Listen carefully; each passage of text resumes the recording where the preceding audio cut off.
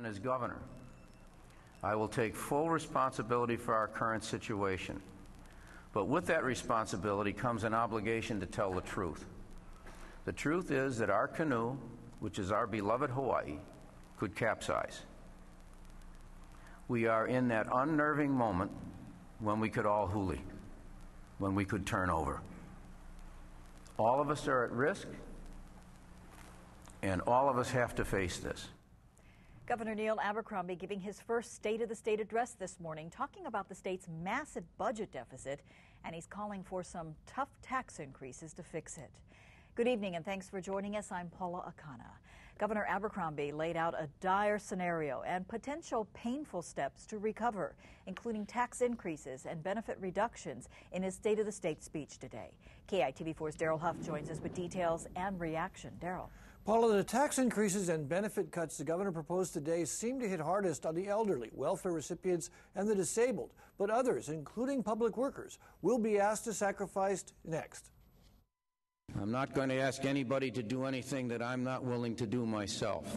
The governor's plan would increase taxes on himself and most other retirees by phasing out the state tax exemption on pension income, a hugely controversial $100 million tax increase. But I know I got a lot of Gray Panthers in my district, as a lot of my colleagues have Gray Panthers, and that is really a call to, call to arms. He and other state retirees would also have to pay for their Medicare B premium. That would save the state $42 million. He would also end the current state tax deduction for state taxes, a $99 million tax increase. It's an absurdity in the tax code, the elimination of which is long overdue. The governor also wants to reduce benefits to end growth in welfare and in Medicaid, the free medical care for the poor and disabled, for which federal funding is fading. That he related to a new tax on soda and more taxes on liquor, an effort to reduce unhealthy behavior. Of our health care costs screaming out of control because we can't control ourselves. Hey, don't take my Pepsi away from me.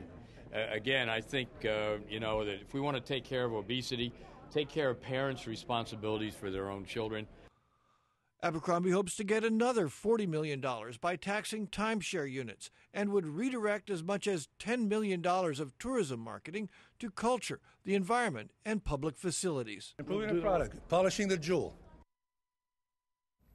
In other words, trying to improve the tourism product rather than just market to tourists. The governor's budget director says he will also be trying to get a 5% pay cut out of state workers. At 6, reaction to that and from people directly affected by the governor's plans. Paula.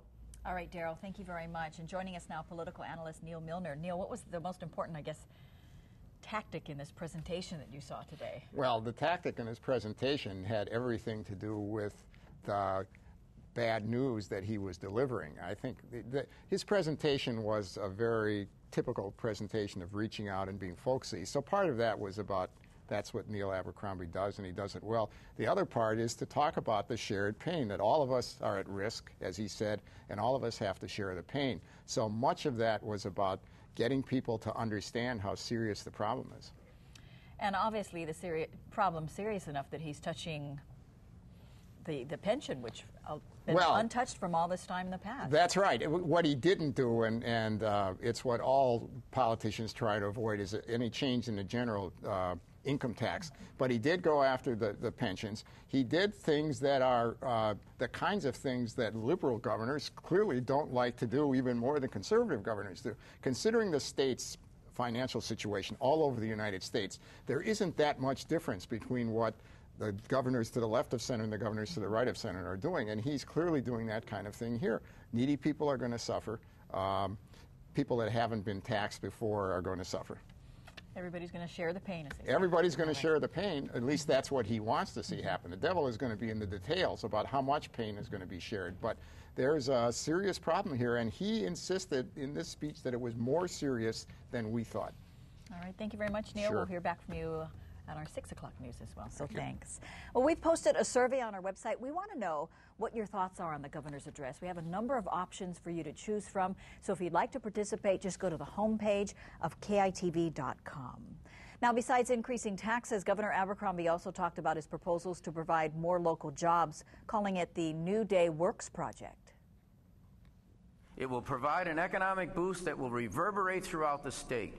We will utilize the bonding power of the state, partner with willing private parties, streamline processes, provide work that will result in paychecks for families across all the islands. We're going to take a Some of these New Day projects include improving UH campuses, road projects, and fixing up vacant state buildings.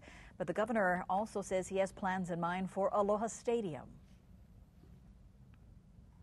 I'm also going to convene a group of experts and university officials to consider the future of sports and the future of development on Oahu to make a definitive decision on Aloha Stadium and any future stadium that might be built.